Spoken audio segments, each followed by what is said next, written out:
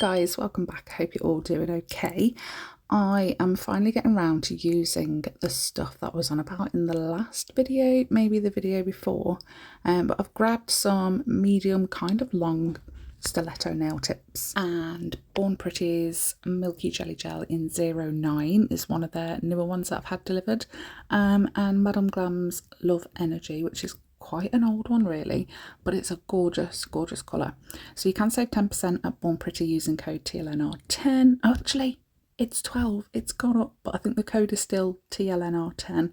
I can't change it. I always thought the 10% discount was going to be the 10% discount, and I thought I could change it if it goes up, but apparently I can't.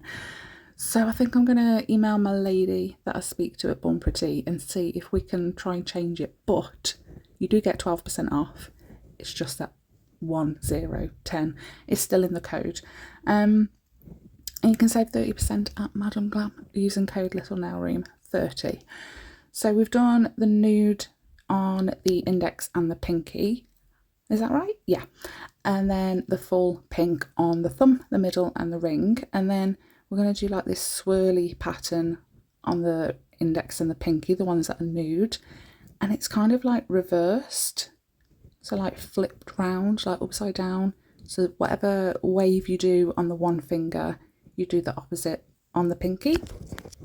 Now this is a design that I've had, I screenshot it. I don't know if it was off Instagram or Pinterest, but I've had it since before Christmas. It's by Beautiful in Light from Stockholm, I think it says. But it's absolutely gorgeous. And I mean, they've pulled it off way better than I ever could. Maybe if I've got another, I don't know, 5 or 10 years behind me, maybe I would. But yeah, the original design is just gorgeous. So I really wanted to recreate it because I loved it so much. So the ones that we've done the little swirly swirl, they're going to be matte top coated because I want to do a little bit like a sweater nail, but a little bit not. So I didn't want to paint on the design and then sprinkle the clear acrylic onto it. I kind of wanted to mix the clear acrylic into the gel polish because it gives it a little bit of a different consistency, and it also makes it set, like it cures glossy. So I really wanted that. I didn't really want the matte finish on it. The only issue I had with it after was it was still sticky. It still had a sticky inhibition layer, even though it's had a lot of acrylic mixed into it. But I did end up sprinkling and dipping it into the clear acrylic after it cured. Like I said, it was still sticky, so some of the acrylic powder stuck to that and did end up making it a bit more matte. But as time has gone on, it's been a full 24 hours and they've gone back to being shiny and they're not sticky anymore. So win-win. I've got the 3D kind of effect that I wanted, and it is shiny but not sticky, so perfect. So we're going to do that on both of the ones that I've got like the swirly effect on, and then we're going to give it a cure, like I said, and if need be dip it into the acrylic powder after. So this is what they look like. It is a lot better. Like on camera you can see all the clear acrylic powder, but in real life you can't, which is weird. I don't know if it's like all the different light and stuff that's hitting it in all the different directions, but you can't see it in real life, so that's good. MAKARTT rhinestone glue gel to fix some crystals on. Oh my gosh, I think these really make it pop. So they're like a opal, like a pink opal colour, and I'm just going to stick 5 of them to make a flower shape, and then we're going to stick a silver backed clear AB rhinestone in the centre. And before I cure, I do stick the gold caviar beads like either side, just to start off where I'm going to put them, because there was a little bit of glue there. So I thought waste not want not, because if I put more glue on the top of it after it's cured to stick down the caviar bead, it's going to be raised, and then those lines of caviar beads aren't going to be super straight. So I do it step by step. So I'll do the bottom swirl line, curved line bit first, make sure they're all in place, give it a cure. Even if you're only doing a half cure before you go on to do the top half of the swirl with the caviar beads, then when that goes in, that can have a full cure anyway. And it just makes sure that they're finicky little gits and really make sure that they're not going to move anywhere. So I've done the same to the index and the pinky, and those 2 nails are practically done. So these are the things I've been dying to use. They've been stuck in my drawer for 2 months maybe. I'm not sure if I brought them after or before Christmas. I think it was after Christmas, but they've been in my drawer a while. I keep opening it, keep seeing it, really want to use them, never get around to doing it. So I finally chose this design so I could use these. They're almost like a Play-Doh, like a clay consistency. It says 4D UV gel, and I know I should be wearing gloves when I'm doing this. I'm really sorry. It's just that when it comes to things like this, I really struggle to use them when I'm wearing gloves, so I'm really sorry. If I get a UV gel allergy, I will pay the price. But if you are going to do this, I do highly recommend wearing gloves, or just don't use them at all. So I've used the yellow one to create like an ovally egg shape, pat it down onto the nail, and then once that's cured, I'm going to take a little bit of the black, do a ball, pat that down onto the nail and give that a cure. I will say,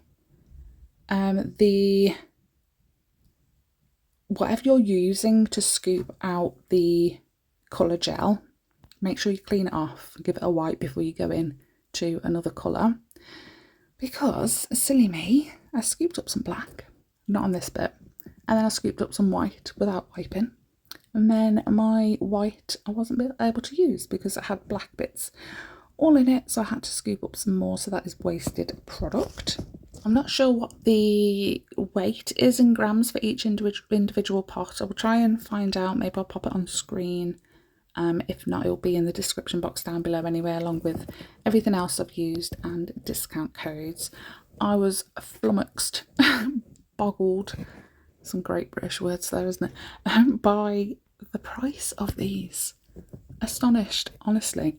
So I used the black, white and black, white and yellow, but there was 12 colours in total. And I can't wait to use them all. So for the white, once the black and the yellow is cured, the head and the body, I grabbed some, so like a chunk of white, and then I divide that into 4 equal portions, and then I try and do like a teardrop shape.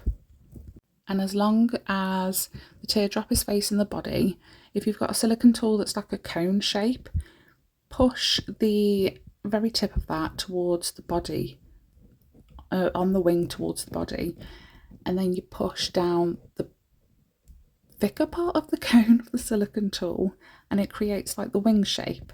And I'll do it again in a second. I do 2 more bumblebees, but I don't film it. We do one on the thumb and the ring finger, but a lot smaller in different positions. But every time we used white clay on this, we used like the teardrop shape, a petal shape almost. Every time we use black, we use just 1 ball, and every time we use the yellow, we just use like an egg shape, like an oval, a squished, like a Mickey Mouse nose, that sort of shape. It was really easy to work with. I haven't used any product that is like this, like a Play-Doh sort of consistency. The one thing I will say is, when I was doing the next 2 bumblebees, I got all of the gel parts prepared first, and then as I was adding, when it came to like the wings, I then had to like re-roll because they'd start to dry up. And when I was going to press, if you've ever worked with like cake fondant, leaving it for a while and then trying to mould it will make it crack, and it literally did the exact same thing. So it's all well and good being organised and prepared, but with this, I think you literally have to do bit by bit as you go, because it will dry out. So I'm going to do some black stripes on the bumblebee's body and some little teeny tiny legs sticking out, which look really weird. I don't know if I should have done that, but the lady, the original artist, did, and I really wanted to pretty much recreate the whole thing, copy in fact, because it's just so pretty. And then we do 2 little white dots for the eyeballs to make him super cute. So I've used Born Pretty's Pro Paint and Gel Black and White for the black and the white elements in the bumblebee. Oh, and I forgot to say, the clay won't really stick to the nail if you have wiped off the sticky inhibition layer. So make sure the nail is sticky before you start putting the clay on, because it will not stick.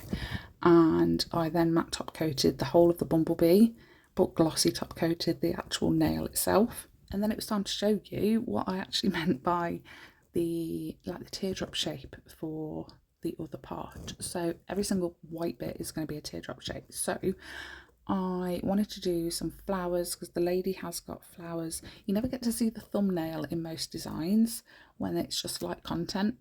When you're looking on Pinterest and Instagram, it's usually just like the fingers, never the thumb. So I pretty much just made it the same as the ring finger, which most designs do, don't they? Like the accent nails, always usually the thumb and the ring, they kind of match. So we just flip reversed it. So on the thumb, you've got a flower on the top, bee at the bottom, and on the ring, we did a bee at the top and a flower at the bottom. So for the flower, it kind of looks like a daisy, the one that the original artist has done. So I can't remember how many petals she did, but I thought, you know what, I don't want to go overboard. I don't want to test my skills too much. So we went with a 6-petaled flower, a 6-petaled daisy. I also think that the centre of her flower is like I think she might have done like a ball of the clay and then painted that with like a gold glitter polish. But I decided to use, you know, the crystal that's in the centre of the pink crystal flowers. I just used a clear silver rhinestone in the centre for all of the flowers. So I've just done 6 teardrop shapes, and we've just squished them down with that cone shape silicone tool, and it just does the work for you, really. As long as you put that in place in the right position and then you push down, it does it. It just does it. It's brilliant. Silicone tools are the way. When you're working with gels and stuff like that, and clays and solid gels, definitely need some silicone tools. Even with acrylic, sometimes you can mould and shape acrylic until it sets with your brush and some silicone tools. So that is pretty much done, that flower. Let's add a little crystal to the centre. And then, like I said, the little bits that we've done with the clay, I matte top coat, but the rest of the nail itself, it has a glossy top coat.